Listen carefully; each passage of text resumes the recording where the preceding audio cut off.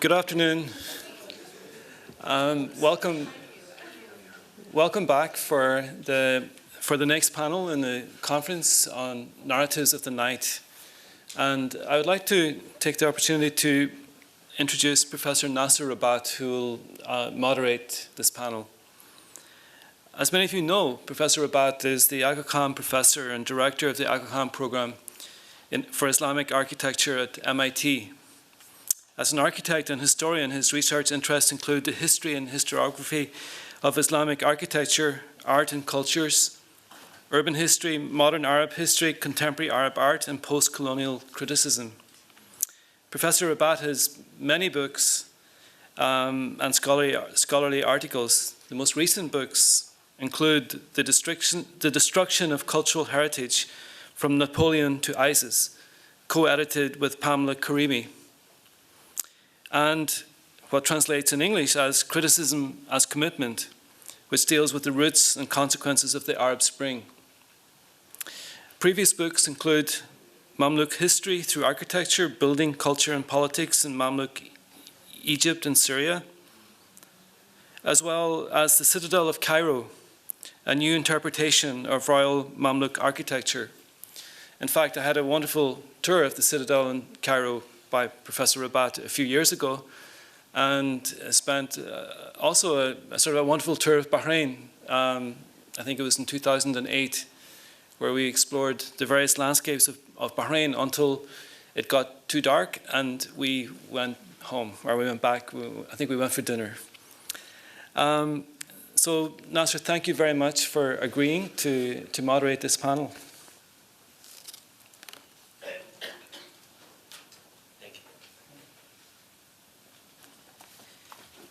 It's both a pleasure and an educational opportunity for me to be here. I'm actually getting lots of ideas from all of you presenting, and you would not be surprised if you see me sort of like building them and using them in some of my presentations in the future. This is what you do when you become a senior scholar. You sort of like depend very much on the scholarship of younger scholars and more fresher minds. Our panels today is called Narratives of the Night, and I'm very much interested in the notion of narrative, basically to take it back to its roots, rather than the way we have sort of like theorized it almost out of enjoyment. Narratives are basically stories. So what we are going to be hearing, I hope, are stories of the night in the Gulf region. And of course, when you say stories of the night, narratives of the night, I mean, what comes to mind are sort of like these mysterious aspects of the night, or these sultry aspects of the night, or, given the fact that we have, at least with Hossam, we have a lecture on Mecca, perhaps actually the contemplative, the more sort of like introspective aspect of the night. What does the night bring into human life is something, of course, that has changed, as we have heard with Todd, with the introduction of electricity.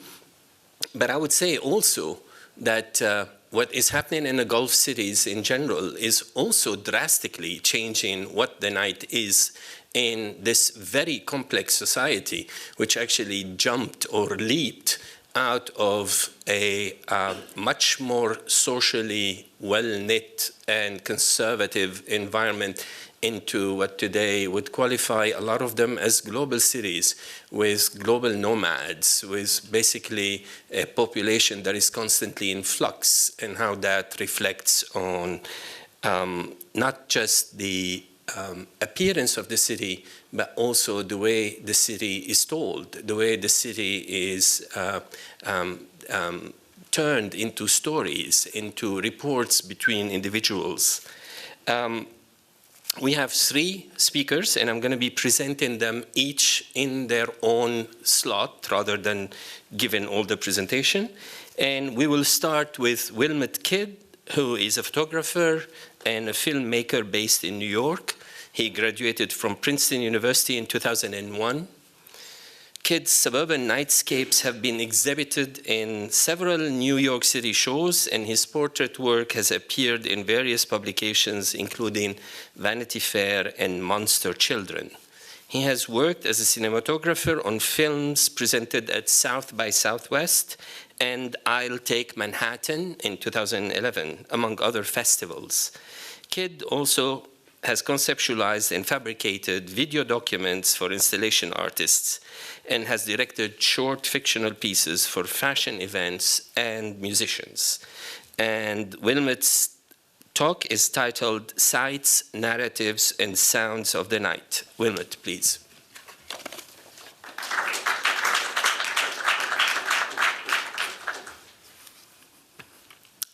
I would like to thank Professors Granara and Professor Doherty for inviting me to discuss my nighttime photographs. And I would like to thank Professor Beres-Bieta for introducing my work to them. It's exciting to be here with so many great speakers as well. I've also very much appreciated the photography and video that we've already seen. While these photographs are mostly from the Hudson River Valley north of New York City and other points in the southern and western US, I hope to bring out some themes which will be useful for the larger discussion. I will discuss some of the pleasures of actually being outside at night, which these photographs attempt to capture. I will also discuss themes of the built environment, the electrically lit environment, energy consumption, architectural reappropriation, and nighttime activities of the denizens of these pictures.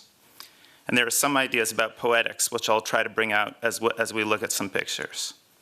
Some of the places we've discussed so far are urban and very densely populated.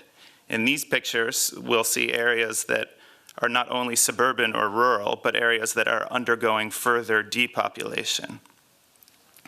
Originally, while I had a few ideas worked out for this series with the small digital files, I found making a satisfactory print impossible.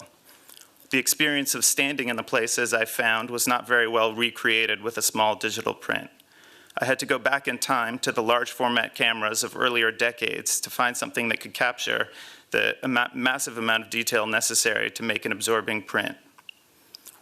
With the 4 feet by 5 feet prints that I make, your eye can travel through the print as your eye normally travels when you're standing somewhere.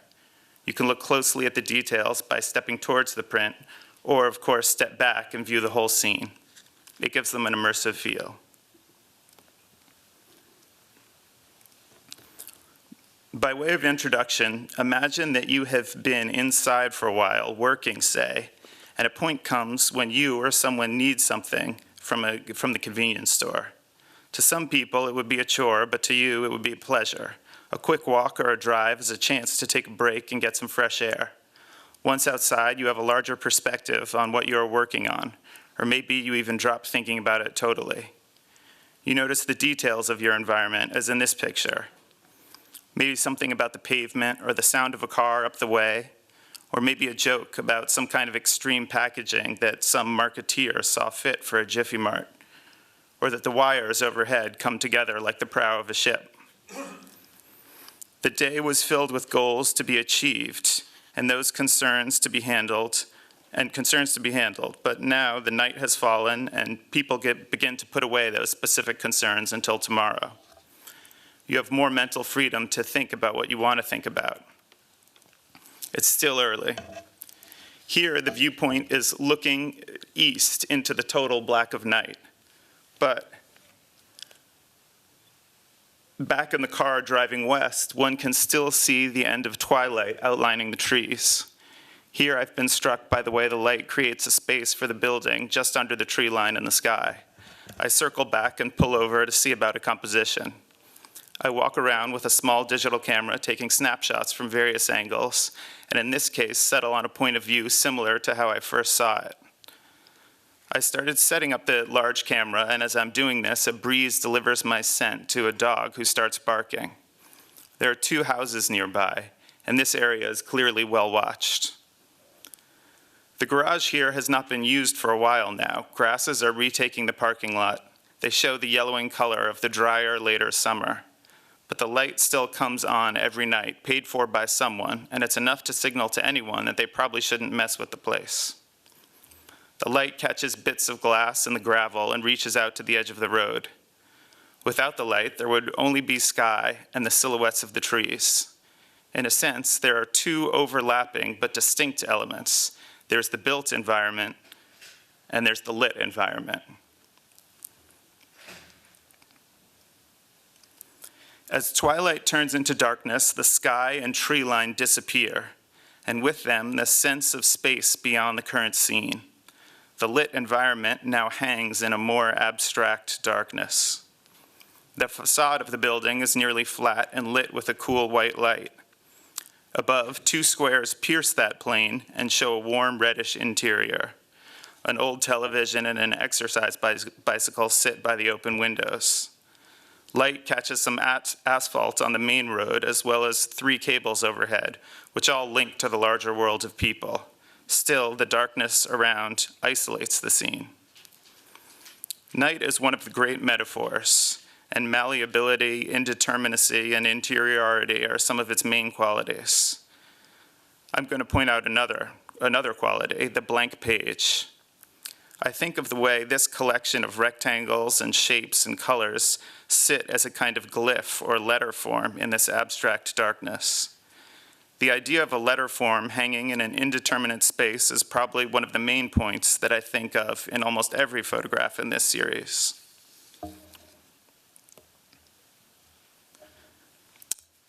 The greenish lamplight catches the evergreen tree right in the middle of the composition. An old car is reverentially below, as if the two together form the upper and lower parts of a totem. In between these two parts is a pathway to a passage through a dark horizontal berm of a railroad track that extends the width of the picture. There's a sculptural quality to this formation. It's a kind of knot of collisions that comes forward from the general streetscape. I think here of the Wallace Stevens poem, Anecdote of the Jar. In it, a jar in the middle of a blank wilderness in Tennessee organizes the space around it. Often, if I'm finding a composition and I notice any resonances with that poem, it's a good sign. Just after finishing the photograph, a freight train came rushing by with its piercing whistle. Here we have a gas station with a minimal number of architectural elements possible while still being a gas station. It's on a minimal piece of land as well, not at a major intersection or on-ramp or in a town. And still, there's many kinds of energy represented. There's electrical energy being spent. There's the energy in the wires overhead being spent in other places. Gas energy is stored in the tank. There's the energy of the implied moving cars. There's the energy of the implied photographer's car. There's the energy that pressed those tracks in the dirt. And there's the construction energy spent clearing the area and placing those concrete blocks and building these structures. There's another form of energy which isn't really knowable from the picture, although the pit stop logo mounted on the shed is a clue. This is a filling station for a drag racing speedway just to the west. On summer weekends, several hundred people gather to drag race. They camp out in RVs, their kids run around in packs, and everyone enjoys the 30-second roar of engines as each race goes off. In between races, you can hear a loudspeaker crackle with information. Large amounts of fuel are consumed for no other reason than to race for fun. This car culture is a pleasure. A pleasure may be shared by some, but forced on others. I can't speculate about the family dynamics of these weekenders. In this area, away from the main action, is legible as a place where those packs of kids might spend time doing tricks on bicycles, throwing things, talking, playing out other teenage dramas. It's not so far from a scene in the 1993 film Dazed and Confused, or the Led Zeppelin song by the same name. I began sketching out ideas that eventually became this series about 10 years ago. 2 friends and I would go for walks or drives with a little 2-megapixel camera, finding visual ideas and trying to outdo one another. We were all writers at the time, and various fragments we'd find would be a kind of present-day archaeological object from which we would construct implied narratives. The built environment would provide us with clues about the people who lived there, their intentions, foibles, accidents, and characters. A few years ago, I was reviewing these sketches with another friend who suggested I make printed photographs out of the ideas. In a sense, I might be one of the characters wandering through a scene like this. Here, someone reads on the screened-in porch of a cabin in the woods in South Carolina. The foliage is thick and is piling up on the roof. The woods seem to be slowly swallowing the building. In a picture with a figure smaller than a certain size, the landscape stays a landscape. Once the figure gets to be larger than a certain size, the subtleties of expression and body language and clothes will start to outpace interest in the landscape or background. Even at this scale, while the picture remains a landscape, the figure still draws in the viewer. Here, the lit environment and the built environment are quite different in extent and look, though not totally different, not totally distinct. Another major theme, architectural reappropriation, is one I'd like to go to. In the US, there are several construction booms behind us. Nowadays, we're as likely to be interested in a well-executed repurposing or reuse as original building. Sometimes in research, I take to Google Street View to get an idea of what pictures I might find in a given area. In this case, I had heard about an interesting part of the San Francisco Bay Area. This isn't Street View exactly. I think the Google car was not allowed in this area, but someone posted a 360-degree sphere, which is viewable in a similar way to Street View. I read about this McDonald's having been taken over by some retired NASA scientists and others. They decided to reactivate an old satellite abandoned by NASA in the 70s. Funded with crowdfunding, this McDonald's is now their mission control. You can see their pirate flag in the window, and you can see the remnants of where those signatures McDonald's light bars used to be on the roof. To the right is Hangar 1, originally built in 1931 to house Zeppelins. By 1965, it was already a museum. Now Google is paying $20 million a year to lease the hangar from the government. They're currently in the process of remediating toxic chemicals. As it's right in the San Francisco Bay, the more limited space makes repurposing a realistic option. Something in this area is possible for a future project, but architectural repurposing is all over. Here in North Carolina, an old gas station is now a payday loans place. The canopy once over the gas pumps now sits with a looser purpose. The geometries still work well, juxtaposed with the road, the yellow lines, and electrical wires. Behind and to the left, you can see the blur of a passing freight train. The off angle of the building, which used to suggest the speed of cars, now suggests the quickness of the cash that might be had there. Places like this are normally seen as predatory, as I saw it at first, but a book by Lisa Servan says there's more to it.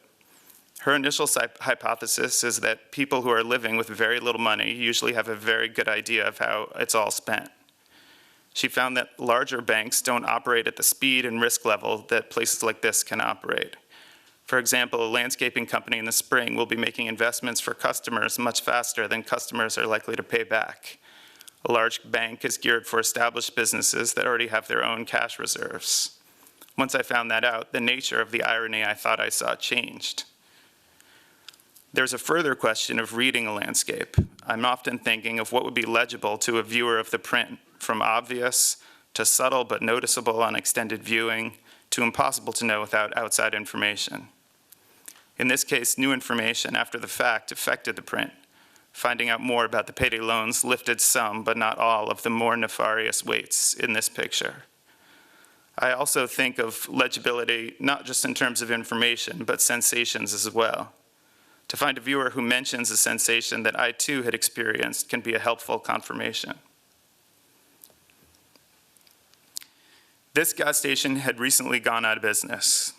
The stonework on the little shop building was part of a branding effort of perhaps 20 or 30 years ago. A truck driver has pulled over to sleep. On the right is a nearly full moon providing the cool white light and the blueness in the sky. On the left is an orange street light. As cars approach, their headlights pass through bushes, trees, and road signs, building up the pattern of shadows on the white plywood over the door. As each car passes, it adds just a little more light to the building, and the camera's negative. Just before the car enters the frame, I close the shutter so as to avoid any light streak in the frame. I reopen the shutter after it has passed by. The light from the cars coming in from the right also shine on the station and reflect off the metal. The road has two sides, the passerby and the roadside building. For the passerby, the windshields and the side windows can become a kind of cinematic screen, and the roadside is in motion, framed by the car window.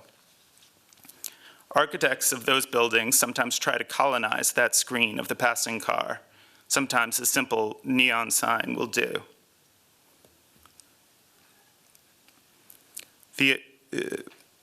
This would be another flash from the left window. This idea of a moving view from a moving vehicle probably goes back quite far. Edward Hopper first took to this idea when riding the elevated train in New York. He describes the train windows as giant screens. After catching various sights from those screens and sketching them from memory, he went on to make several paintings looking in upper windows of city buildings. Later, he would use a car as a tool in that same moving screen-like way. Once he found a view he liked, he would make sketches in watercolors for possible paintings. In this painting, you can sense the open car window, the ceiling of the car just above the painting, and the sill of the window just below. Here, it seems likely he was sitting in the driver's seat while sketching. This is from Henry Wessel, one of the photographers from the 1975 exhibit at the George Eastman House called The New Topographics. Wessel later did a series of photographs at night in his area of Los Angeles. He says the series began one night when walking his dog, when he looked up and was struck by the scenes of the streets. Later, he would wake up an hour before dawn and walk outside with his camera and tripod, still in a dream state. I've noticed a compositional affinity in several photographs of my series. This doorway and its cracks of escaping light contrasts with the delicate filtered light on the walls and doors of the majority of the picture. The sky of Los Angeles glows like this on many nights as the street light catches the haze. And the little door is an organizing sculptural element. At the end of Wessel's recent book where I found these pictures is the poem I mentioned, Anecdote of the Jar, as an epigram. The New Topographics show brings me to the question of a documentary photograph. While Wessel is definitely documentary, scenes that struck him were personal, and the framing and compositions not at all dryly objective. Ed Ruscha made an extended collage photograph called Every Building on Sunset Strip, which he made into a Leporello book. His method was flatly mechanical and more objective in feel, but the pictures were also studies for his paintings, which blend landscape and mock advertising. Robert Adams made a beautiful book of a suburb of Denver called Summer Nights Walking. The photos therein are documents, but they vary from more objective views of the built environment to much more introspective pictures with obvious subject matter denied. Bernd and Hilla Becker practice a very particular kind of objectivity, and Louis Baltz's grids of documentary photographs also show dimensions of his personal disposition and outlook. All of the new topographic photographers have a certain vision and range, even while making documentary photographs. And today there's Google Street View, a form of documentary photography, but executed more like the giant collaboration of a blockbuster film. Its influence is pretty strong.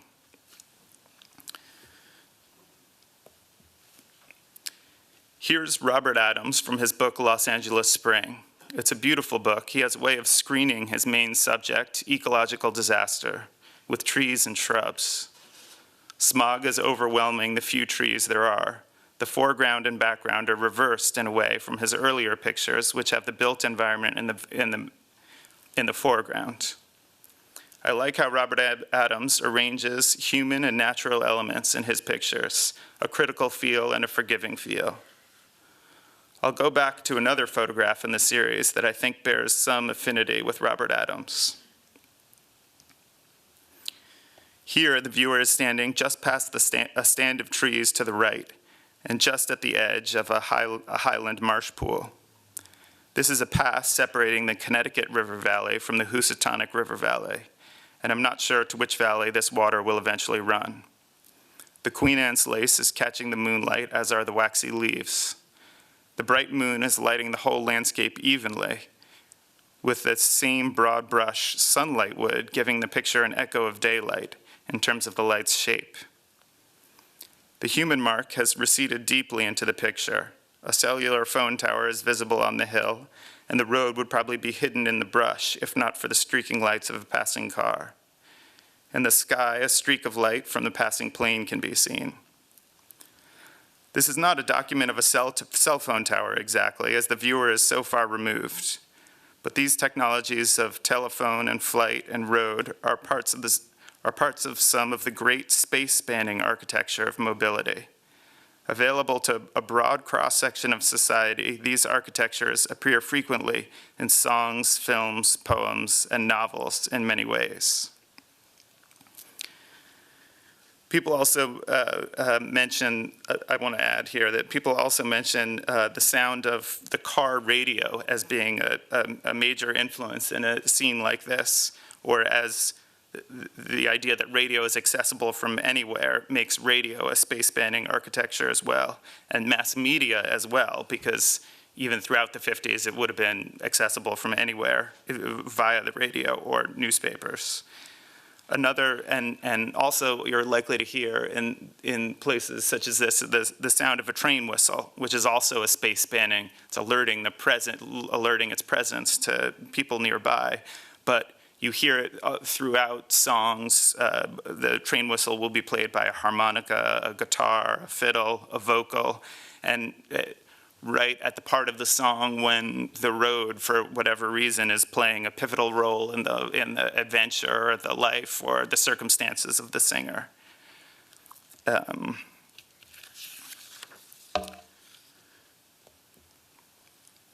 In this photograph, a lone light hangs over the road, which passes deeper into the picture. The sky curves down through the trees almost to meet it. The blue-green of the light contrasts with the deeper blue of the sky and catches the nearby leaves. The tar patches follow the wandering cracks in the asphalt. There's also a contrast between the rootedness of the lamppost and the moving on of the ribbon of the road. The David Lynch film Lost Highway shows a road that desperately rushes on ahead. It's that kind of road which the presence of this lamp counteracts. The road has economics and politics that are fraught with trouble, though, and these next pictures get to some of those troubles. There should be something there. Oh, you can hear, this is a fiddle playing the train whistle.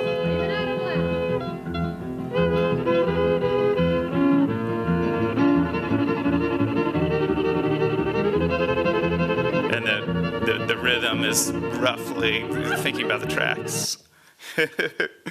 Let's see. Okay. Let's see. In this one, this is a photograph. In this photograph, just beyond the grasses, shrubs, and small trees is a clearing and a gleaming new industrial plant of some kind. The emissions curl and billow as the camera exposes, and result in a kind of average spread. The buildings seem new and sparkling in the lights. Trucks come and go even now at 10 or 11 p.m. As it turns out, this is an installation of a Paris and Houston-based company that does a process of natural gas extraction called fracking, but the extent and function of this plant is unknown to me.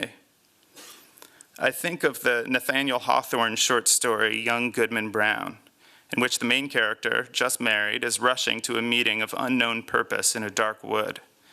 An older man meets him on the way and begins to tell him about how he had helped his father and grandfather with some rather dark and questionable business in establishing the town. Brown insists that he's not like they were and that he has a good life and lives in a good town. The night gets a bit supernatural on the way, and eventually they come to the edge of a clearing, and in the middle is a huge burning pyre, and all the good people of the town are standing before a speaker, firelight flickering on their faces. I'll leave the story there, but as I stood next to this clearing, I felt a bit like he must have when he saw that scene. To me, the screen of shrubs is essential as it gives the viewer a skeptical distance.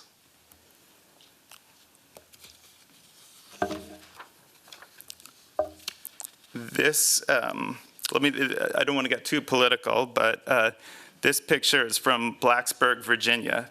It's hard to know what the owners think they are saying and if they have any idea about how it might look to me. But let's see, it's a growing chain, I think. They're expanding. Here we have rows of self-storage units just off the road under a few hills with the last light in the western sky overhead. The grass here is showing a late summer burn. These self-storage units, I think, offer another kind of motion. People using these are making some kind of, people using these are making a move of some kind or an improvement or an experiment. That's the generous version. In many cases, I'm told, it's a credit con that ends with the self-storage owner repossessing the contents. And just one last picture. This, here's a gas station that is, this is in Spain. And what I wanted to say about this one is working in Spain was more difficult for me being American because I don't know the little narratives that are associated with, say, these apartment buildings or who might live in that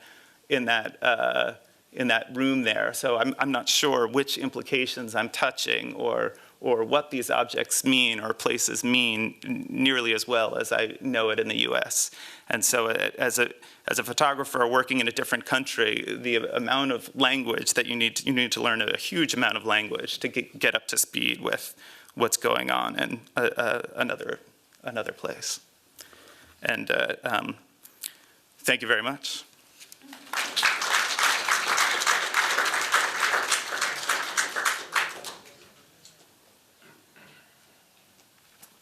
Thank you, Wilmot. Our next speaker is Hossam Dib, who is an architect based between London and Jeddah, and who is currently practicing at Squire & Partners. He is also a co-founder and partner at Studio Bound, a multidisciplinary design and research studio working on projects between Europe and the Gulf. Hossam studied architecture at the AA in London and graduated in 2012, after which he gained his professional ARB registration in 2015. Hossam is currently a director and founder of the AA Jeddah Visiting School, which is an ongoing research effort archiving Mecca. During his time at Squire & Partners, Hossam has worked on high-profile London developments such as the Chelsea Barrack for the Qatari Diyar. Hossam has also worked on commissions with private clients and public institutions such as the Sharjah Art Foundation, the Guggenheim in Abu Dhabi, and the Biennale de Venezia. Studio Bound is currently undertaking residential projects in London, Jeddah, and Kuwait. Hossam's talk is entitled Mecca, Time, Light, and Religion. Hossam, please.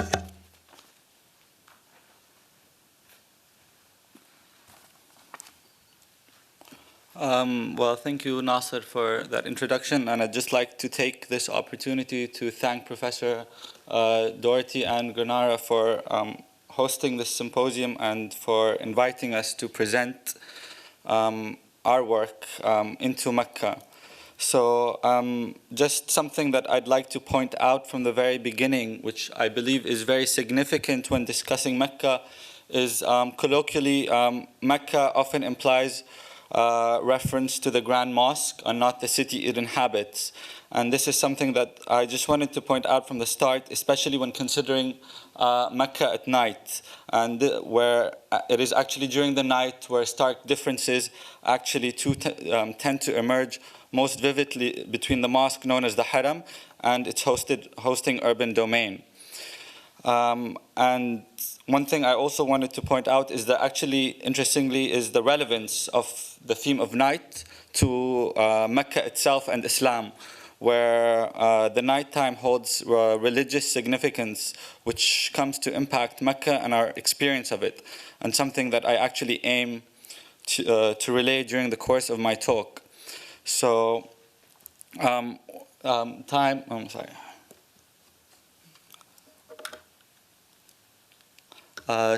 light, and religion. A parameter, a condition, and a behavior. Three key attributes which render the silhouettes of what Mecca is. And when discussing Mecca, I feel it's critical, when discussing Mecca at night, I feel it's critical not only to talk about it purely in relation just to the night itself, but to contextualize it with reference to time in general. And it's interesting to consider Mecca through the context of the night, mainly because the nighttime suggests a certain time frame. And the notion of time is an integral parameter not only of how the mosque and the city function, but as I said, the practice of Islam, which Mecca is actually the cradle of. And Islam's literal relationship to time is marked through the prescribed 5 prayer times, for example, that relate to the sun and the moon. And in relation to time, we have this notion of light, and Islam's relationship to light is as prevalent to its relationship to time. And time and light, after all, go hand in hand in the course of a 24-hour day. But when there is night, there is also an implied absence of light, natural light to be more specific. And it's actually worth noting that the Grand Mosque and the Haram itself never tends to get dark. It's as bright during the night as it is during the day. So let us then consider time as a marker of time. Let us consider light as a marker of time. And in the context of Mecca, it is also imperative to consider the notion of sound as an additional marker of time, which is signaled through something that is known as the adhan, the call to prayer, i.e. the metronome of daily life in Mecca.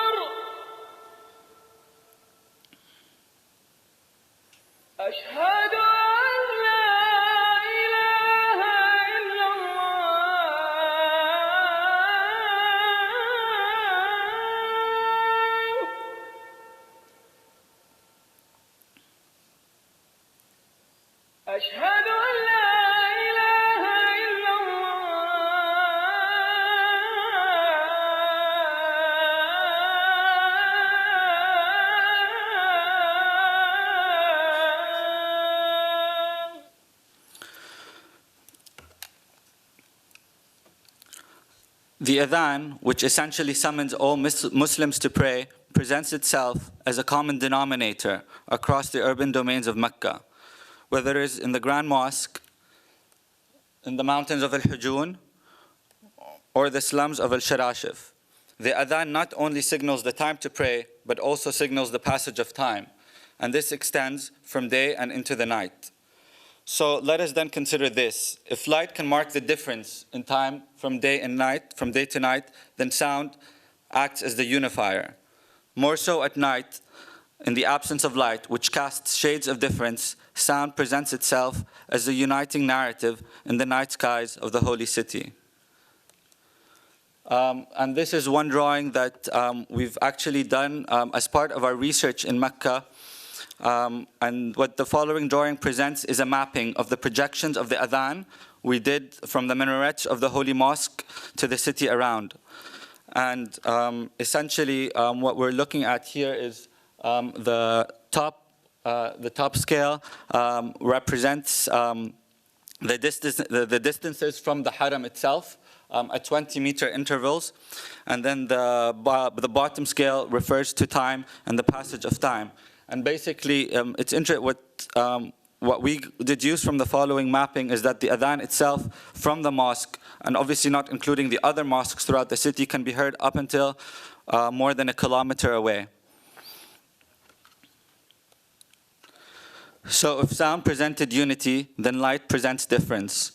But prior to discussing the differences the light casts, we must examine the importance of light as a medium to Islam as a religion, which in turn affects Mecca as a city, where light in this context is considered as being a barometer of time. And the following infographic diagram aims to illustrate Islam's literal relationship to time and the passage of day to night. But time is also here considered a multiple timescales. Starting at the core of the circle, where you have the clock, which the 24-hour clock, which dictates essentially the 5 prayer times, and then working our way out from the actual hours of the day and onto the movement from day to night, and then onto the seasonal shifts that are actually dictated in relationship to light and the sun and the moon. And these seasonal moments in Mecca are known, for example, as Ramadan and Hajj, the pilgrimage season, where the city does in fact change and transform. So in effect, what this diagram does is reflect the intrinsic relationship of Islam to light and time that has a direct impact on the daily lives, where during prayer time, for example, all retail shops close and people do head in a flurry to pray. And the seasonal attributes of the city, as mentioned during Ramadan and Hajj, do significantly change. The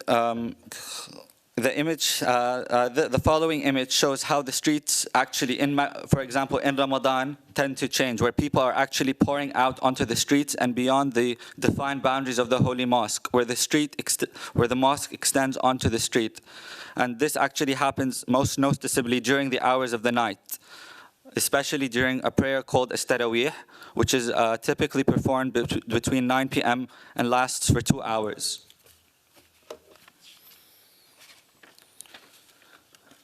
And it's interesting to consider how the city and the mosque start to blend and work hand in hand, and how the boundary lines of separation are even further blurred. The city becomes an extension of the mosque, and in many ways it already is. And on the daily scale itself, this following mapping, what this map basically charts, is the repertoire of prayer, or rather its influence on daily life, where basically each node on the left represents a certain social group, and then we map the movement of each of those 2 people from each of those social groups as they go around their daily routines, but between the prayers of Maghrib, which is the sunset prayer, and the evening prayer of Isha.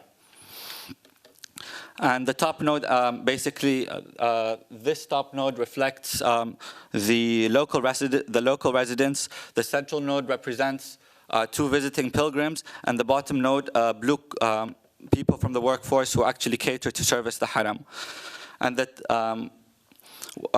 basically the proximity, the radii of the circles, what they represent is how far away these people are away from the Grand Mosque itself. But during the prayer times, what we actually start to realize is that these green circles tend to reduce in size, signaling that people are actually going towards the haram to pray. So many conclusions can be deduced from the mapping, but what I want to point out is that during the prayer times highlighted, we find that people's days are choreographed according to the adhan and the whole practice of prayer. As such, one can appreciate how prayer does in fact direct one's daily rituals, which in turn are dictated by the time of day in relation to the sun and the moon, the light in effect. And one thing I would also like to point out is that Maghrib, which is again the sunset prayer, and Isha, the night prayers, that they're typically when you get to see most activity to the Grand Mosque. Obviously, climactic issues are to be attributed and to bear in mind, but again, the nighttime does hold significant relevance to Islam, and this is something that I would wrap up later on with. So in relationship to time, we consider the passage of time from day to night, where the night lights of Mecca contradict the harmony rendered through the sounds of the adhan. The darkness of night does not blanket, but it magnifies. A tale of 2 cities, an impression one gathers not only by visiting Mecca, but also by merely considering an aerial night shot. The night lights cast shadows of distinction, and in the case of Mecca, social distinction.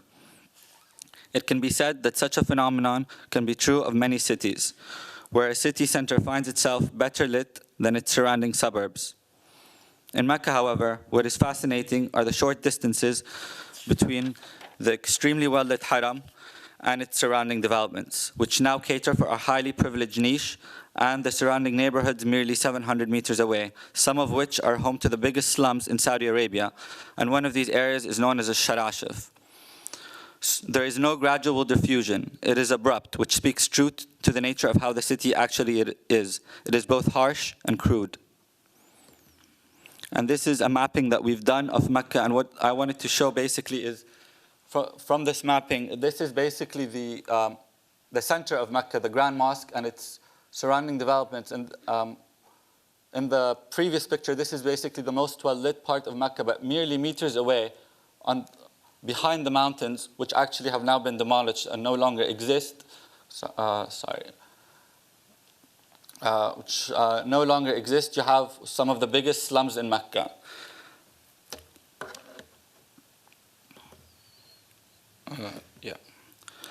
And the following mapping drawing charts the artificial light distribution through the city in relation to density, where the concentration of light focuses on the arteries to the Grand Mosque and the mosque itself. As noted, this not only depicts alternative spatial qualities at night between the extremely well-lit and poorly lit, but it speaks to the social differences that occur within a city, a problem that is actually facing the municipality of Mecca now, and it's a very big problem that we have in Mecca. This image is just more of a contextual image of Mecca in relationship to Jeddah. And this image was taken from a NASA image, actually, and if anything, merely reinforces the intensity of development around Mecca's center and the Haram. And I mean, that's Mecca there, basically. While the artificial lights of the city draw distinction once they are lit, they also signal the arrival of nighttime. At the scale of the Grand Mosque, the nighttime also presents us with an opportunity to witness the alter egos of the Grand Mosque. During the nighttime is where we not only witness people pray, which actually does happen around the clock, but the mosque is used as a place to lecture and discuss. And these are basically people would just gather around a sheikh or a cleric, a religious cleric, and he would just relay a sermon. And these happen in small clusters throughout the entire holy mosque. And again, actually, interestingly enough, these tend to happen at night. Again, the haram is also used at night to socialize and eat. But again, this is also in relation to the season of Ramadan, because during the year, basically, it's actually, you're not allowed to eat in the haram, but during Ramadan is when food is permitted, when you're breaking your fast. And this is food that's actually donated by the haram itself to all of the pilgrims visiting Mecca. The haram also ends up being used as a space to sleep. So through the cycle of a day, the haram undergoes programmatic shifts that are in constant evolution. This in turn speaks to the integral role the haram plays within the domain of Mecca as a city, not only as a place of worship, but also as a civic and social space. Its functional morphology seemed to allow it to be described as multifunctional, varied, and even versatile. However, all such synonyms suggest an inherent flexibility, where ironically there is nothing flexible about the haram and what goes inside it. And this is something that we've actually witnessed firsthand by doing our research on the ground in Mecca. The haram itself is one of the most carefully monitored spaces in the world, where despite the vast crowds that may seem uncontrollable, it is managed to exacting measures and standards. All activities are monitored and need approval through a board legislature that is essentially selected by the government, who are the proclaimed custodians. Officially, the haram is zoned as a public space, but its management, operation, and decisions affecting its being render it similar to a private organization. As such, we arrive to a very familiar zoning classification synonymous within the corporate domain, and that is privatized public spaces. And I actually do find the parallel slightly ironic. To summarize on this point regarding the multifunctionality of the Grand Mosque, it is at night where such variance in function is most noticed, and we witness the many narratives of the night that do exist. It is also through the scope of Mecca's nocturnal landscapes that we start to witness the complexities, ironies, and narratives that speak to the truth of the city. The night, in some instances, magnifies such conditions and renders midnight tales of how we read and understand the city. In relation to time, when discussing Mecca, the center of Islam, the nighttime brings significance and symbolic importance. Thus, it comes as no coincidence that the city and the mosque itself activate most at night. And this is basically a hadith, which is a saying relayed by the Prophet Muhammad, which basically explains the importance of night in Islam and why the night is deemed so important. And this is my attempted translation of it, which says, God descends from the heavenly skies every night, leaving the last third of the night till dawn, for where prayers are most heard and answered. The night is actually also when the holiest night of the year does occur during Ramadan, known as Laylat al-Qadr, which is the night of power. It is the night when it is believed that the Quran was first revealed to the Prophet Muhammad.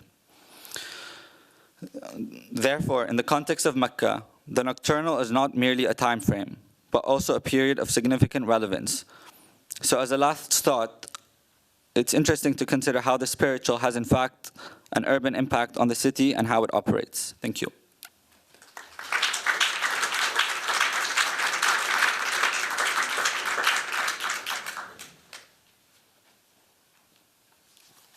Thank you, Hossam.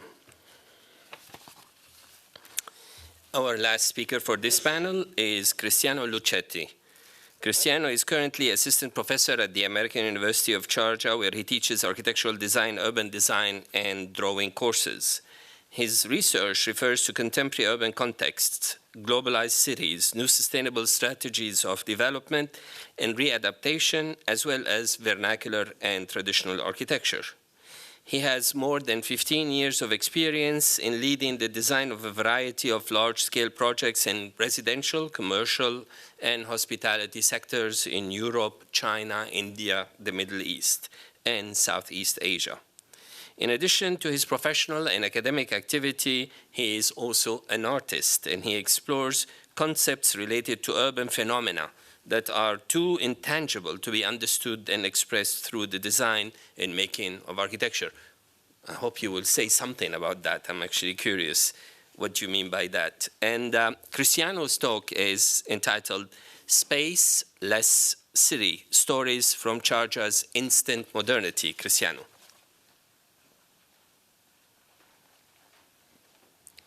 Thanks for the introduction. Thank you, everybody, for being here. Thanks for inviting me. This is great. I'm really happy. I'm really learning from all of you, and I'm very excited to listen to the next presentation following mine.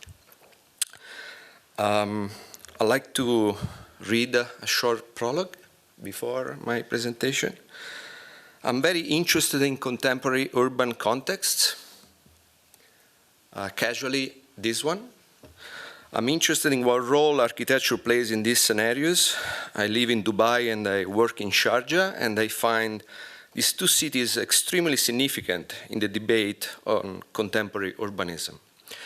Lebus Woods used to say that Dubai might be the ultra neoliberal model for the future development of cities, a model not only for Asian metropolis. I agree. So I focus my research on this metropolitan area, and I'm trying to first understand the context, and then through architecture and urban design projects, propose possible solutions for specific themes and issues. I do not practice anymore, so my design studios at the US are moments of research conducted with my students. There is something, though, as for the presentation, that is quite intangible when I look at these contemporary Arabian yet global cities, and it belongs more to the realm of perception, something that cannot be described neither through the classic tools of urban analysis nor expressed through conventional architectural design projects. Therefore, I use what you might call art in various forms and expressions. Someone says with a situationist approach, to narrate the subject of my research. So first, I'm going to briefly introduce the context, and then I will show a couple of projects I did about informal public spaces in Sharjah, and I will conclude showing a video I did with Professor Zinga Bejtich, my colleague at AUS. So basically, you're probably familiar with this. We've already seen this during the previous presentation. This is the metropolitan system that starts from this edge where Ajman is. It goes through Sharjah. This red line is not really the edge and the boundary of the territory of Sharjah. Sharjah continues this other side, but it's actually the most dense in terms of urban development area of Sharjah. And then it goes through, basically, Dubai starts. Goes to the airport of Dubai, Al Ain, Marina, Al Ain industrial area. This is around 80, 90 kilometers, more or less. And I think we might say that there are around 5 million people, really. And the territory doesn't know yet to be an urban metropolitan area. It doesn't know that this is a city region, a city-state. Each Emirates keeps its own identity, and they're very proud and jealous about it. They're probably right. But I think that the next development in understanding this context is to start to think of this context as one single city. Sharjah, as you can see here, it develops inland. And it's around 1.6 million now, people. And it starts from the historical center and then develops through industrial area, residential areas. This is American University of Sharjah here, University City, airport, and so on. But was not always been like this. And just 200 years ago, it was like this. And it was a very small village. This is the first map that was done by Lieutenant Coogan, a soldier of the British Army, for obvious military purposes. And it shows a very small village and two typologies. One being the shacks called arish, made out of palm leaves, almost semi-temporary accommodations. And the other being the bargil, the wind tower, a model, a typology imported by the merchants from other countries, mostly Iran, I believe, or North Africa. As you can see, one detail is that the defensive wall is facing the desert. That's where the danger were coming from Bedouin tribes, while the sea was kind of hard to reach, so it's easy to defend and not as dangerous. And it stays like that for, this might be one of the images, maybe 100 years later than this, like still 1920s, 1930s, it still looked like a small village. And if we go into 1948, you can see the development is still not that much. So it's a fisherman village. It's some trading, some pearl cultivation at that time. But it doesn't really change much. It's 1951. You can still see the two typologies. They are Arish, and those are the coral stone houses. Not much material available for these constructions. And then we go into one of the first maps here in modern time, 1963. This is right after the discovery of the oil in the region, and you can see some features like the first airport in the UAE, the airport of Sharjah, that at that time was located here in this position. And then the development of the city that obviously follows the canal. This supports the presence of commercial activities, of the dhows, of the boats coming into the canal. And then here, this is overlapping that map and showing also the original historical center of Sharjah, and then with the contemporary map. And one can start seeing the difference in mostly the presence of road infrastructures that weren't there completely at that time, and the moving away from the center of the airport that went more inland, and then the density of the city that starts to be quite high.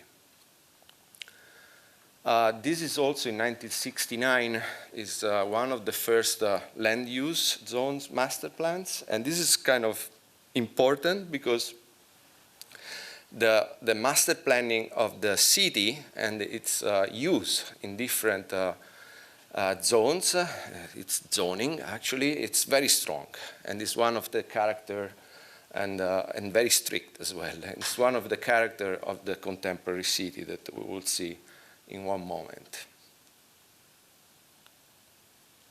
This is a picture from 1971. This is 1 year younger than me. And you can see how this is still, again, that village that is developing. Buildings are still very kind of low-rise typologies, traditional courtyard buildings. Very few roads actually built, although they were planned. The rest of it is basically sand. And it's still, as you can see, still like less than 50 years ago, a very small settlement. So now we go into 1983. There are start a kind of quicker development here. This is the historical center, the heart of Sharjah, so-called the heart of Sharjah. Here the biggest development in terms of residential areas, and this is the industrial areas that is taking place along the newly built E11, one of the major roads that is crossing all the Emirates. Here this road is taking to the new airport that was built at that time, and that's where actually the American University of Sharjah and the educational area is located. So imagine between here and there was nothing in between these two urban features, these two important urban infrastructures. Note this area, which is nowadays is one of the most central areas of the city, is where one of the most significant and important public spaces was built, and one of the most successful as well. And notice that there is nothing here. In 1983, this is completely deserted. Even the lagoons, there are 2 more lagoons here that weren't built at that time. So this area is completely deserted, but if you see a contemporary picture now, it looks like this. So in 30 years, 30 years, this is what happened in that area, and the central Sharjah now looks like this. So the speed of growth, it's massive, of the urban development. That's why I call it an instant city. And instant city not in terms of, not referring to archigram instant city. It's not something that's been deployed or brought there by drones. No, this is something real, something concrete, something heavy with foundation that will stay and will be permanent. But the speed of construction and development has been really, really incredible. So it's a city that didn't really have time to think and to also not really learning from the mistakes, because that's sometimes how we learn to make things better.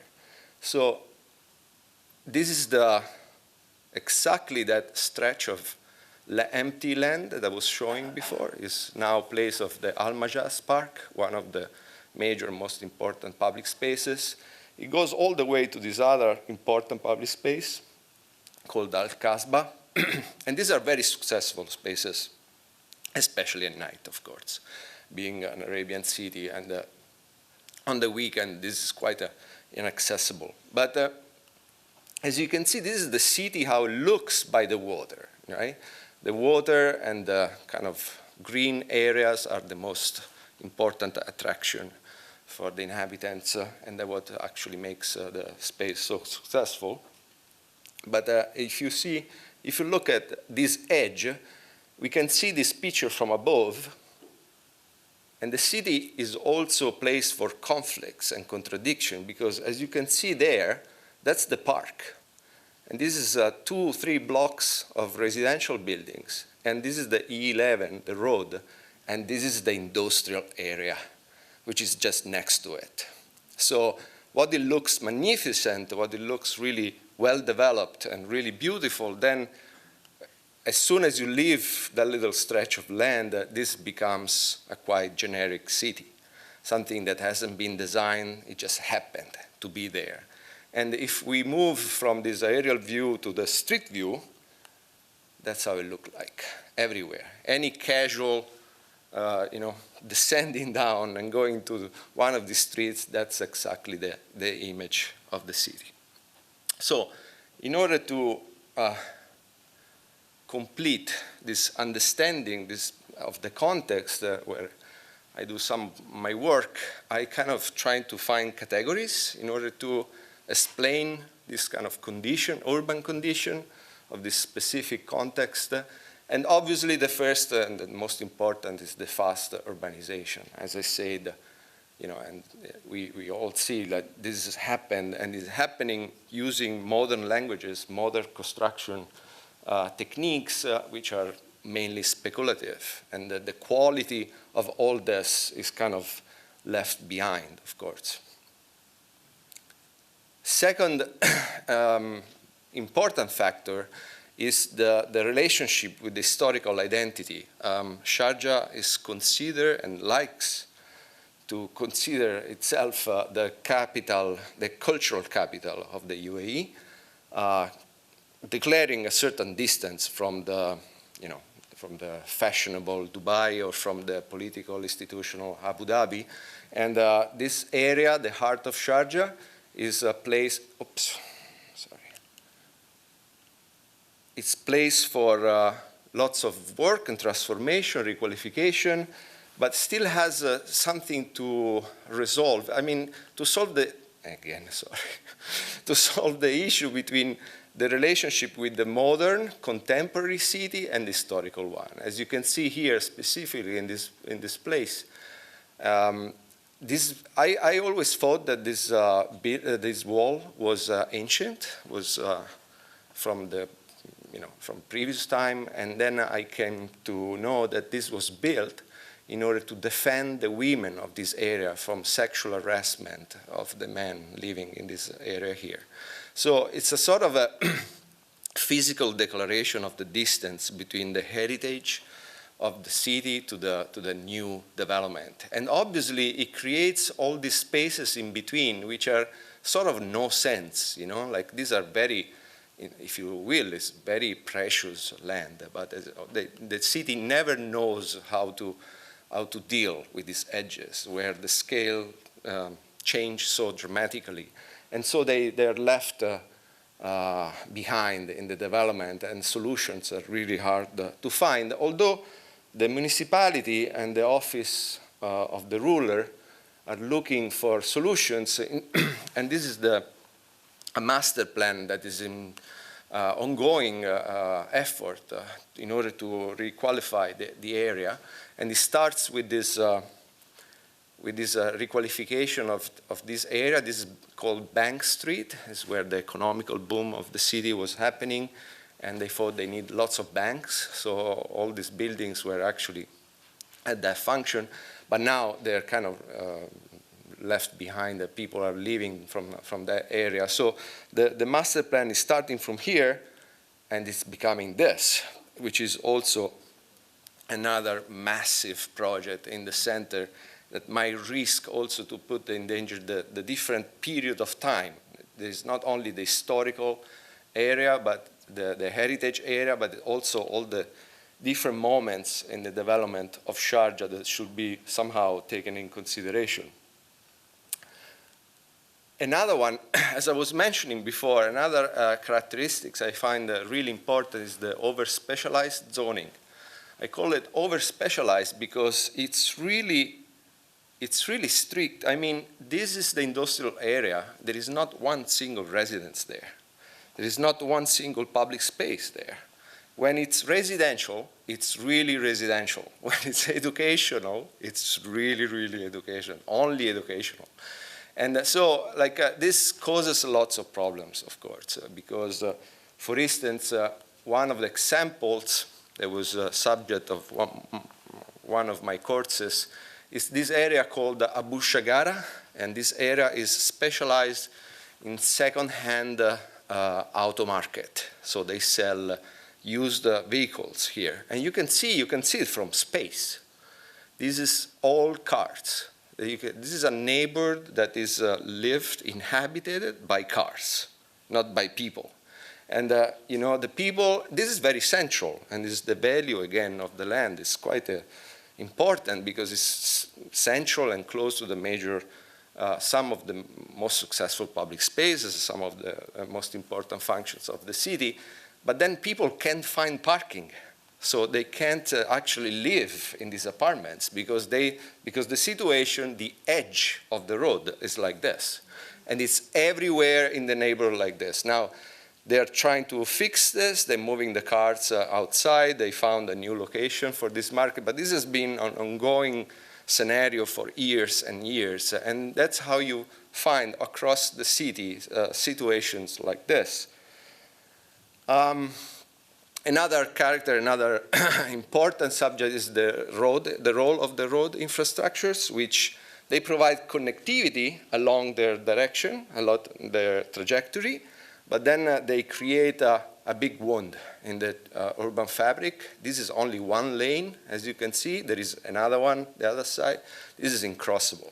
Pedestrians cannot cross this. So those roads are creating enclaves, urban enclaves that cannot get connected, you know, cannot be connected among each other. And that's also important to consider. Lastly, and the one that we're probably most interested in here, is the role of public spaces, which are, as I said before, many of them, there is a big effort by the municipality to create this public space for the cities. That's where the city kind of express its richness. They want to give the possibility of using these public spaces to the people, and they love it. There's a really successful spaces, as you can see, mostly used at night. But these are the official one, the institutional one. Mostly they're free, they're accessible. Some of them are fenced off. You cannot access it, or there is one, they're actually asking you for the ID to enter this park. But as I say, these are the institutional one. What I'm interested in, and these are some of the examples around, some of them are in the heritage area. This is the Open Theater of Sharjah Foundation, amazing project. This is Al-Kasbah, Rolla Square. But what I'm interested in is a whole dimension of informal public spaces, and where actually most of the people of a certain social class are hanging out there and using these public spaces. So the first project I did is called Spazio Pubblico, and I used this Italian expression just to underline me being foreign to this context, because I was just arrived in Sharjah, and before I lived in Hong Kong, and in Hong Kong the notion of free time is totally connected and linked to the notion of shopping. So either you go on to the nature, then you cannot buy anything because you can walk in the beautiful jungle there. But if you are in the urban context, if you have 1 hour free, you go shopping.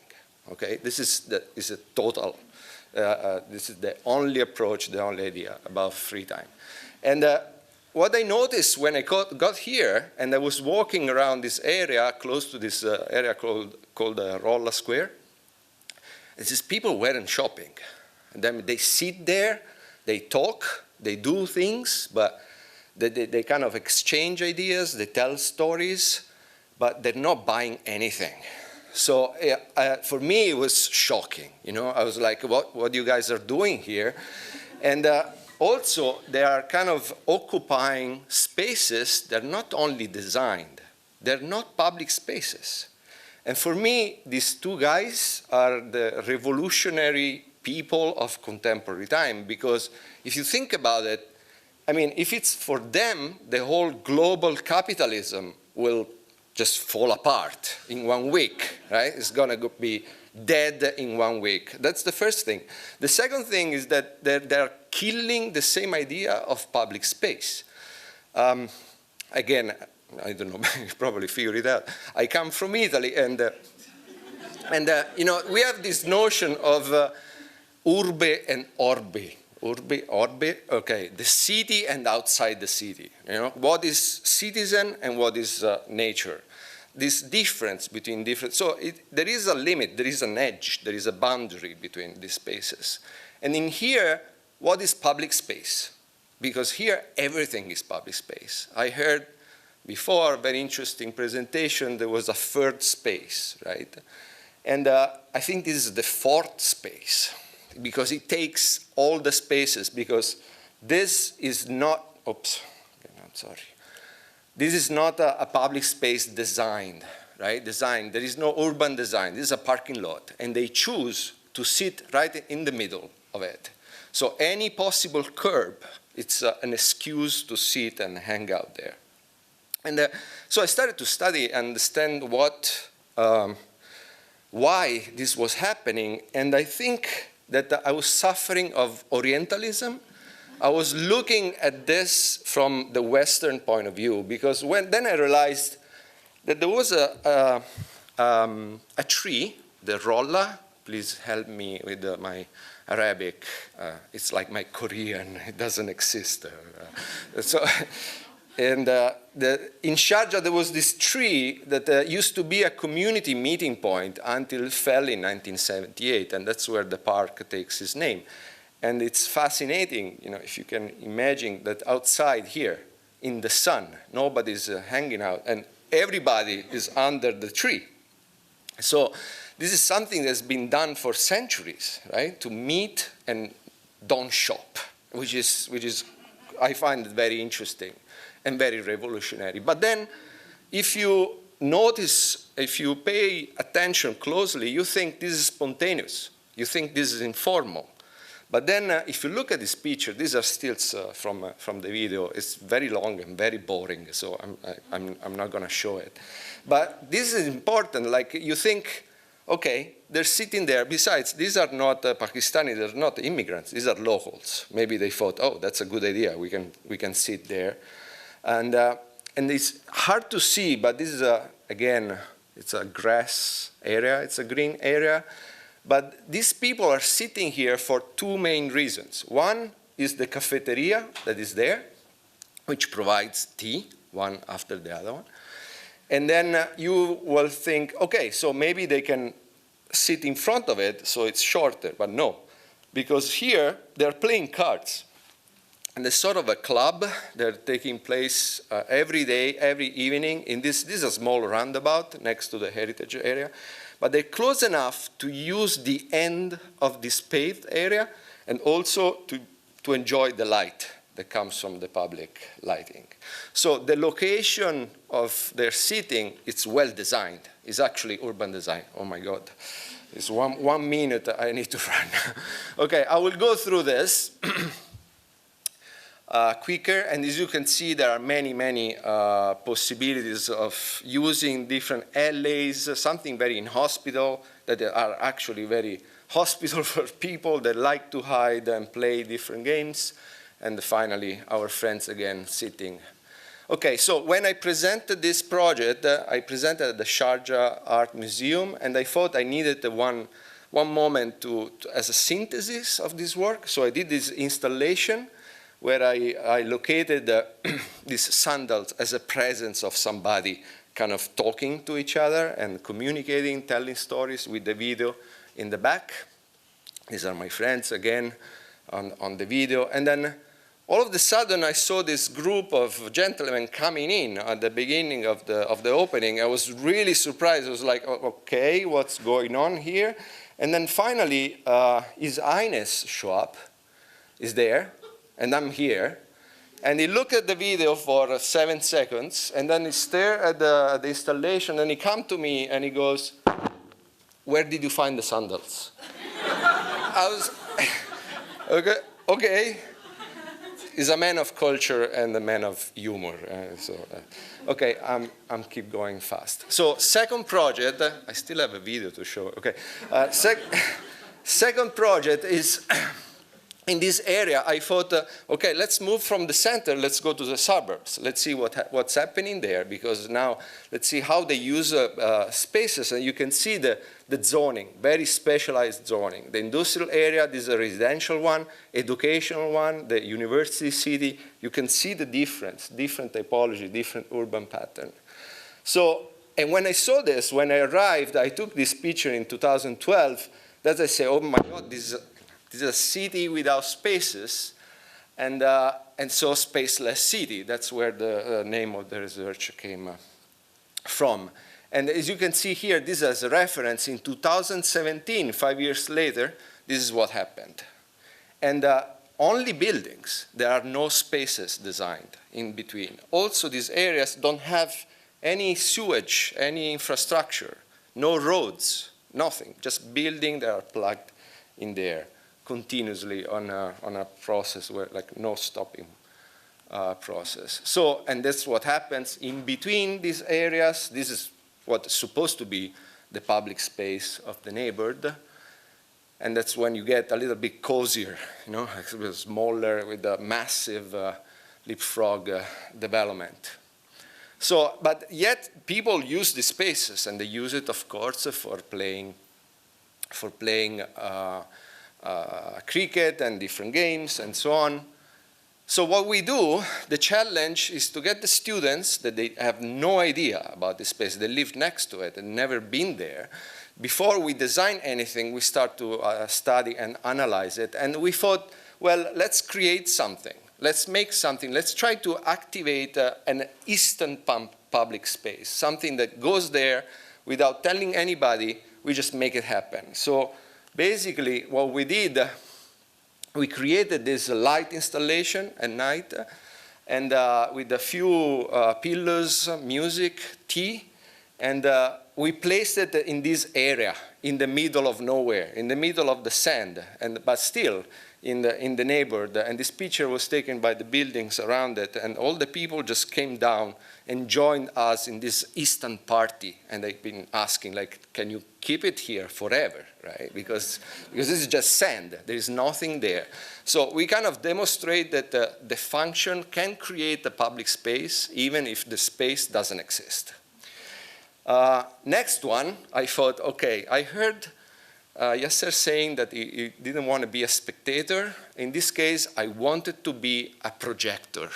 So here, I asked if it was possible to project the final match of the cricket championship between Pakistan and India. That was during that week. And I went, asked permission to the security officer, and he told me, I put you in jail.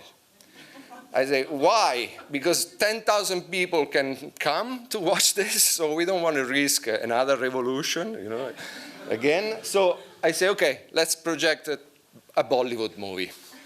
So we did, and we took one of these spaces that was already used as a volleyball court, really strange. We had lots of talking with the locals, understanding how we could do this. The students did a fantastic job.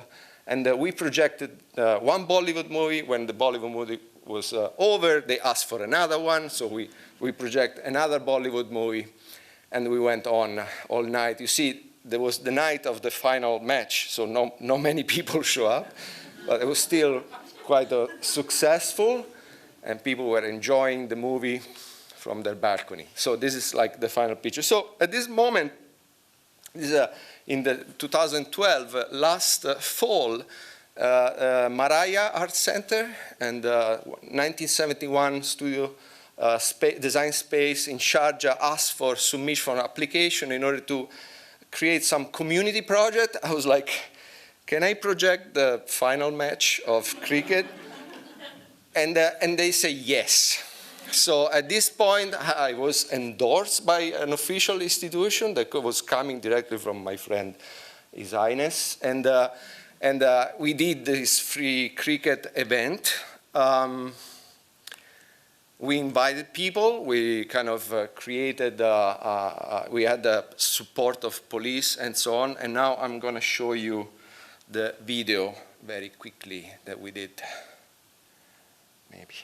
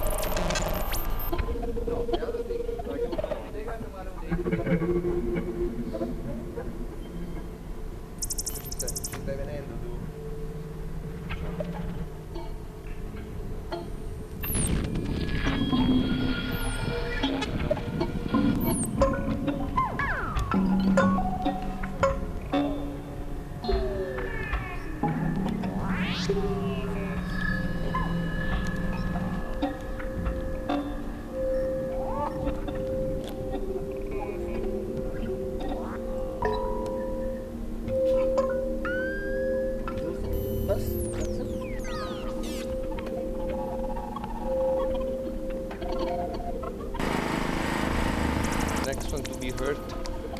Not me.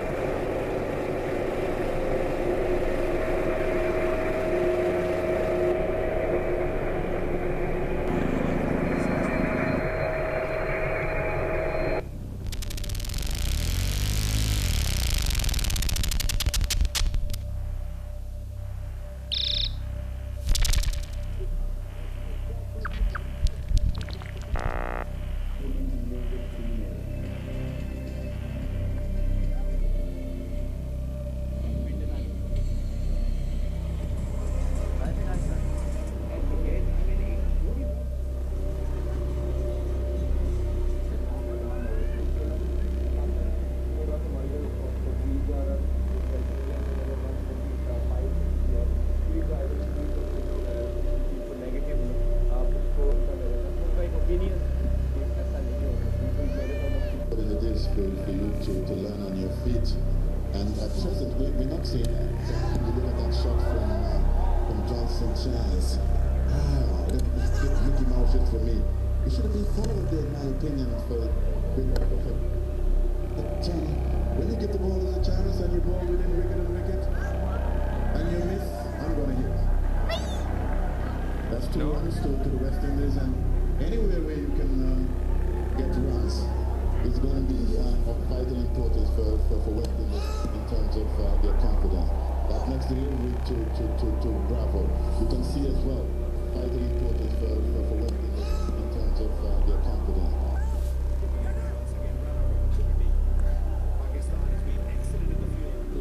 Supplement is a straight line to Bravo. You can see as well. The ball fuller or shorter, and it was easy tempo. If you stay in your crease and look to play cross back, run out opportunity. Oh, he's got it this time. West Indies in deeper trouble. Now still in the power play. It's Mohamed Amir, and what it is for you to learn on your feet. And at present, we're not seeing that. You look at that shot from Johnson Charles. It's a bit Mickey Mouse shit for me. We should have been followed there, in my opinion, but when you get the ball as a chance and you go within wicket, so you fight for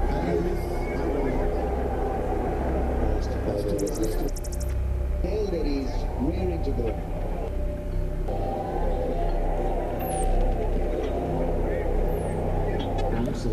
Control the gloves on those with an open stance.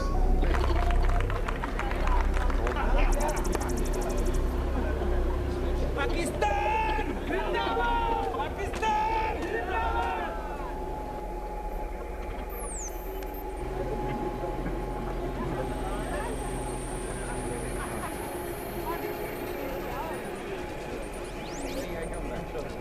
Thank you so much. Thank you so much. Thank you, brother. Good night. Good night. Good night. Let's go.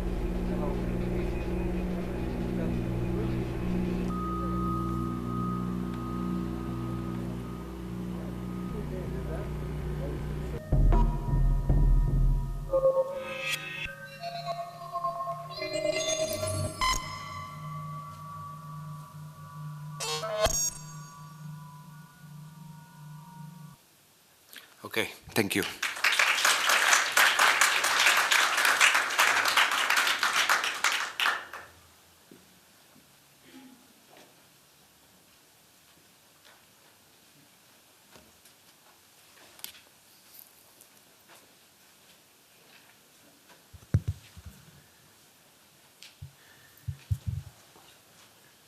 Gareth, how much time do we have? 15. All right.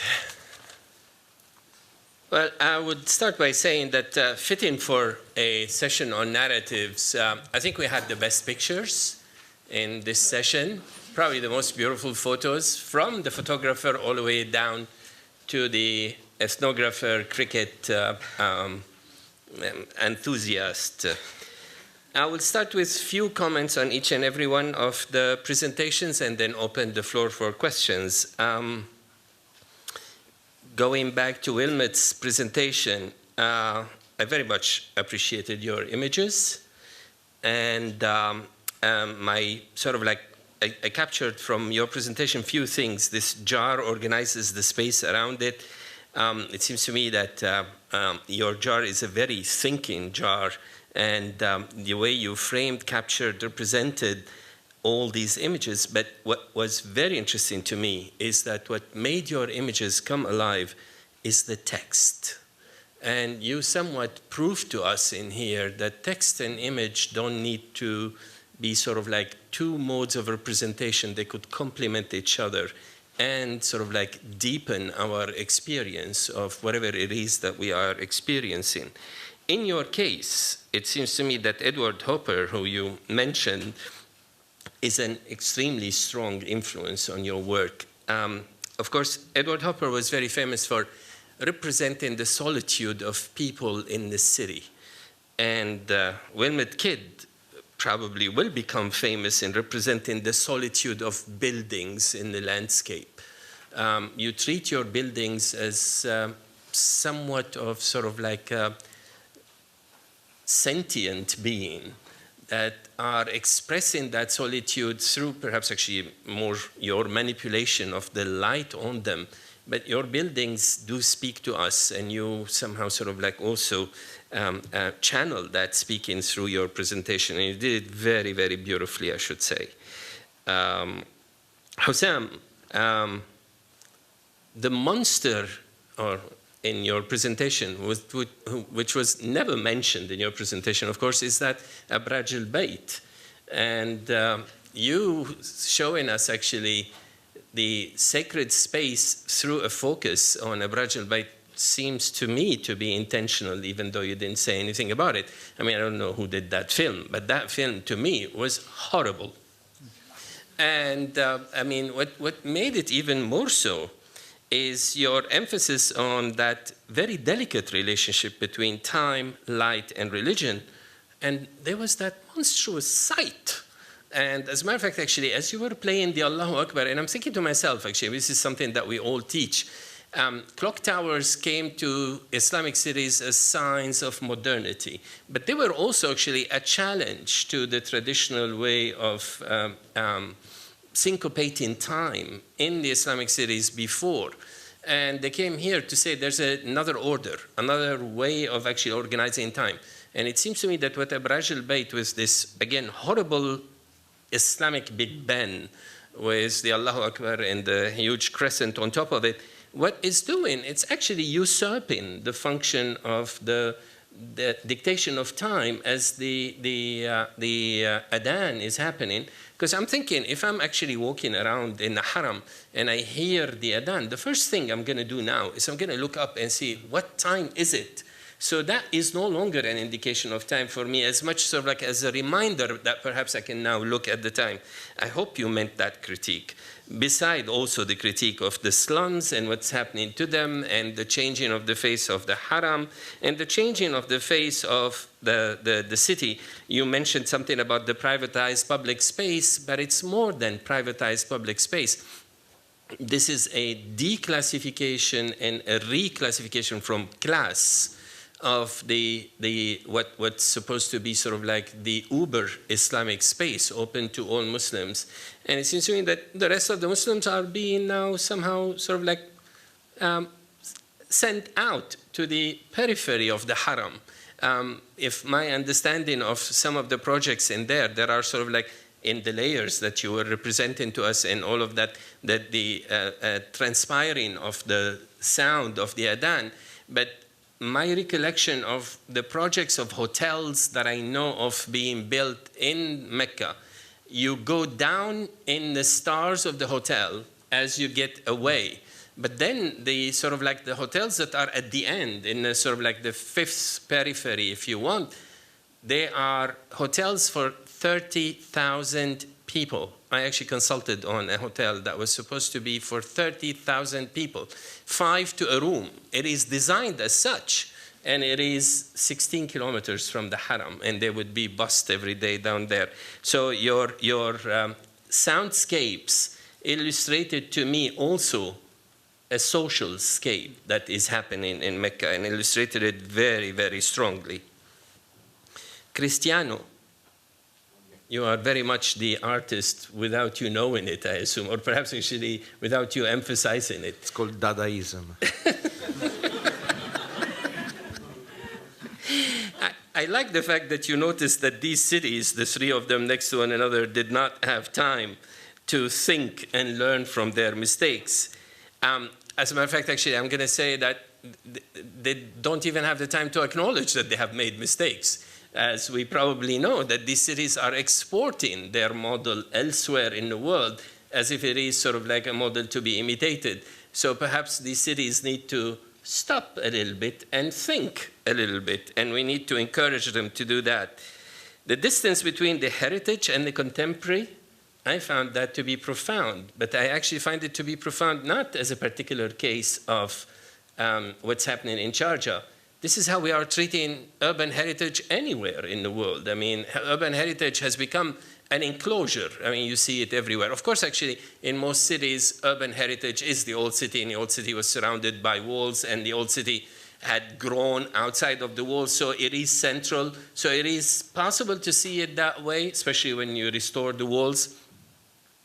I spent my summers in a small town in Germany that actually has maintained its medieval walls, and they still have even a moat outside of it. So there is a historic city and then the rest of the city outside. So it's a good reminder in here, in an area that has been very fast, very quick at removing its own heritage, including the heritage of the bank buildings from the 1980s and 1990s, that it's given us lessons, if you want, about the artificiality of heritage, actually, is the word that I would like to say in here. And perhaps actually this is something that would steer some comments. I have very strong opinions about the way we treat heritage. A tale of a city is what you were giving us in here through maps and ultimately through your own engagement with that city. I wish you had given your engagement with the city a little bit more time than sort of like the more scientific survey that you gave us about the development of the city. But I was thinking also of a tale of two cities in relationship to that. And the two cities are, of course, actually the two cities that ultimately illustrated to us, the city of the worker and the city of the well-to-do, the city that is planned, the city that is unplanned, the city that has extremely predetermined sort of like set of moves and reaction to time, place, and social structure, and a city where things could be a little bit ambiguous, could be a little bit amorphous, and you showed us that extremely well. But the other point that I want to say that I learned from your presentation is the city envy. I mean, I felt that Sharjah is looking too much across that imaginary line towards Dubai as it's developing, and this is what I wanted to call the tale of two cities. And I'm somewhat sort of like reminded to rethink how do you create a notion of belonging in these contiguous cities, and how do they have that the idea of sort of like, I'm different than you. I mean, to me, an outsider, they all look the same, act the same, think the same, live in the same spaces, and yet they do have very firm identity markers and separation between the three cities. So I'm afraid I agree with you, they will never be a metropolis unless they change their mind. I stop here and open it for questions. Pascal?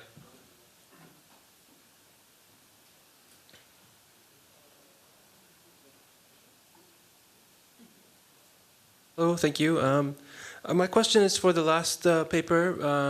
I thought was very fascinating. It was kind of sprawling and just like the cities in the Gulf, sprawling all over the place. I'm just wondering if you could comment on your editorial choices and the sort of argument you're making at the very end with the organization of that very fascinating kind of third space film projection scenario where you have all these images of South Asian men, I'm assuming, Pakistani men, and sort of the sound, the editing of it is quite fascinating and peculiar, right? It gives you a certain mood, a certain mood of menace in a way. Combined with the fact that you're not actually talking to any of them, right? They're sort of this voiceless mass in a way, right? And I just tend to notice, when people working on the Gulf City want to represent like popular quarters or the working class or the proletariat or whatever you might want to call it, they tend to always go to these spaces that are predominantly populated by South Asian men, and they tend to film them or photograph them in kind of the same sort of genres of photography. So they don't speak to anyone. They're not interlocutors. They're sort of, just voiceless guys in a mass. So I guess, was that your intention, or is there like a particular sort of argument you're making, or I didn't quite get what was going on there, so. Me too, I didn't get what was going on. Okay. I didn't do the video, and so like my colleague, we just did some footage, and my colleague just put it together. I talked to them a lot. It's also in the video. I've been talking to them before we did some testing of the projection. We had to put together a satellite in order to project that live event. It took lots of organization, and that was a moment where I realized that the community was quite peculiar because there is not a community. And and in order to figure that out, I had to talk to them, although I couldn't talk to them because I don't speak the language. And I had to bring some alumni. They follow me everywhere. Whenever we do these kind of things, they just come along and they talk to them. So the video itself is just to show the event, really. And during the event, people didn't really talk to each other either. They were watching the game, you know. And by the way, I would like just to say that they tried to explain me the rules of the game several times. I still don't know how it works, and I also didn't know that it might last 6 hours. Otherwise, I will have a double fold or choose some other sport event. I don't know if I answer your question, but there was no design in this from this point of view. I'm an architect. So I'm more than the people, really. I'm really interested in the place and how that city works and how the spaces, how a blank wall that nobody ever thought could become the center of gravity for that night. In that moment, it can become a public space. And that's all I'm interested in. Then every other reading, I'm also interested to listen to, but I don't have the knowledge to go there. You know, I hope I answer your question. Pascal. Thank you. Well, thank you all three for your presentations. I have a question for Hossam, and it's about the notion of slum. We talked about it a little bit yesterday, but so you're using that notion in particular to talk about the slum of, the neighborhood of Sharajef. And I'm really curious about how you define it. And so yesterday I asked you that question and you told me, well, these are unplanned communities or unauthorized projects. And then, I was, looking at the film, like Nasser, I was thinking about Abraj al-Bayt, which is actually the third copy of Big Ben in the Arabian Peninsula. The first one being in Aden, right? You have that small replica of Big Ben above. It's in Crescent or Tawahi, I don't remember. It's on the Aden Peninsula. The second being in Dubai, right? There is a replica of Big Ben along Sheikh Zayed Road, and then Abraj al-Bayt is the third one. So I was thinking, what planning authority or what municipal authority would authorize the building of Abraj al-Bayt, right? When you look at the scale of the project, when you look at the destructiveness of it, when you look at the fact that the Al Saud razed an Ottoman fortress to the ground, and not only the Ottoman fortress, but the very mountain on which it was seated, and not only the mountain, but also the whole neighborhood that was around the fortress. So these, Abraj al-Bayt, as an example, right? As an example of a formal settlement or a formal project, looks to me to be a self-authorized project, right? And that no planning authority actually has been in the loop. Or if they've been in the loop, their wrists have been twisted in such a way that they said, sir, yes, sir, right? So in that sense, why don't we call Abraj al-Bayt an informal settlement or a slum, right? And yeah, that's my question. Well, thank you for your question. And I think within the context of Mecca, while there are, let's say, municipal codes that apply across the city, I think the ultimate factor that determines development in Mecca, unfortunately, is commercial gain. That becomes basically the common denominator upon which everything is going to be measured, especially surrounding the Haram. Now, obviously, that stands to be very problematic. And I do agree, it can be argued that, in a sense, that is not necessarily, it can't stand next to the slum and be called also an informal settlement, because there is no formal basis for why a tower of such height, exclusive only to the 0.01% of the population, should exist on a space which is actually meant to be for all Muslims.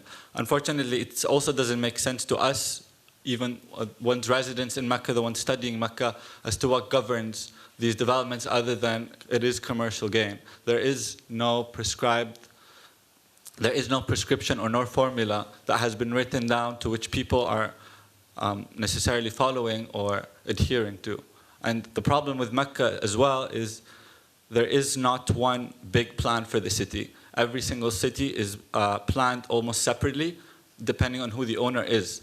So Mecca becomes a mishmash of all of these different developments, which that's why you get these stark contrasts between extremely high-rise development and extremely low-rise developments. There's no synergy across. So I don't know if that answered your question, but.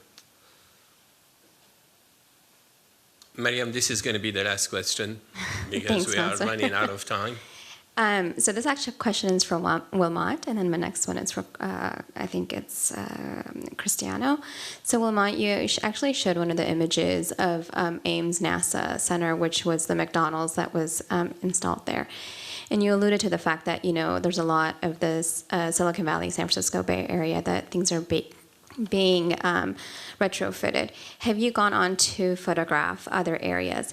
Because NASA, though there's the concept of NASA is now diluted, that airport was actually used for President Obama to come and travel in and out.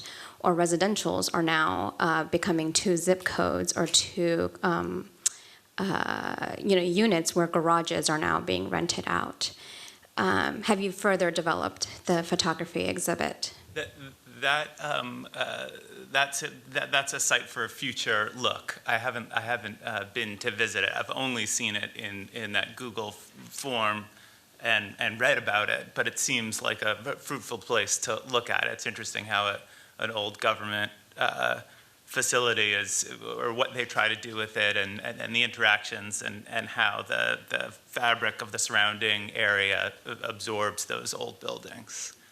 And Cristiano, my question was for you. You actually, in one of your beautiful images, you showed the mapping of quads. So, and the segregation of areas. So you have the commercial, you have residential, and et cetera. But have you further developed to see if that was a literal translation of what Baghdad was supposed to be that Frank Lloyd Wright presented before he implemented that into Chandler, Arizona? No, I didn't, but I will. Okay. It's a good suggestion. Do we have time? Or that's Very it? good. Okay. All right, thank you all. We have 15 minutes for coffee.